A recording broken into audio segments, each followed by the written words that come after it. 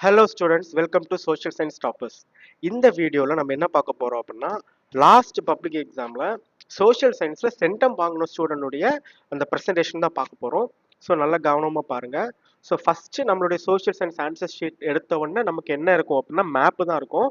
So map பாருங்கள். மேப்பில் நீங்கள் கவனிக்க வேண்டிய முக்கியமான விஷயம் என்ன அப்படின்னா, எப்பயுமே நீங்கள் வந்து மார்க் பண்ண வேண்டிய இடத்துல கரெக்டாக பாயிண்ட் வச்சு மார்க் பண்ணிடுங்க. சரிங்களா? ஷேட் பண்ணுறதையும் கரெக்டாக ஷேட் பண்ணிக்கோங்க. ஸோ நீங்கள் வந்து எப்பயுமே நீங்கள் மார்க் பண்ணும் பொழுது அந்த கொஸ்டின் நம்பரையும் சேர்த்து எழுதுங்க. சரி, அவங்களுக்கு பார்த்தீங்கன்னா தெரிஞ்சிருக்கும், கொஸ்டின் நம்பரும் சேர்த்து எழுதியிருப்பாங்க. கொஸ்டின் நம்பரும் சேர்த்து எழுதுங்க மறக்காமல். Okay.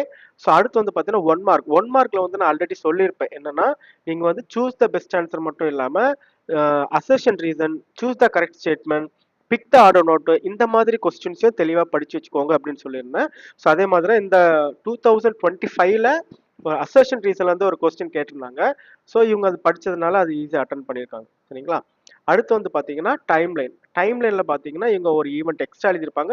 Just for safety 5 event தான் கேட்டிருப்பாங்க. நீங்கள் ஒன்று கூட எக்ஸ்ட்ரா எழுதியிருக்கலாம். இன்கேஸ் நடுவில் வந்து ஏதாச்சும் தப்பானா கூட அதுக்கு மார்க் போடுறதுக்கு வாய்ப்பு இருக்கு. சரியா? கண்டிப்பாக போடுவாங்கன்னு சொல்ல முடியாது, பட் வாய்ப்பு இருக்கு. அடுத்து 2 மார்க் பாருங்க. 2 மார்க்கும் சரி, 5 மார்க்கும் சரி, 8 மார்க் டீட்டெயிலும் சரி, அது நீங்க எழுதும் பொழுது கண்டிப்பா ஹெட்டிங் போடுங்க. எழுதுற பாயிண்ட்ஸ் இந்த மாதிரி பாருங்க, 1 2 3 4 அப்படின்னு பாயிண்டா எழுதுங்க. ஸோ தட் பேப்பர் கரெக்ஷன் பண்றவங்களுக்கு அது ரொம்ப ஈஸியா இருக்கும், ஈஸியா மார்க்கும் போடுவாங்க. சரிங்களா?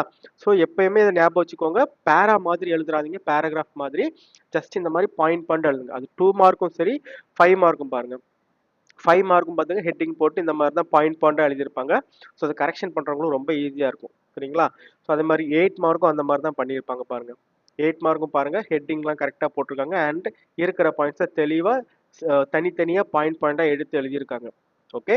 ஸோ அடுத்து வந்து பார்த்தீங்கன்னா டைம் லைன், கம்பல்சரி டூ மார்க்கும் கடைசியில் எழுதியிருக்காங்க பாருங்க.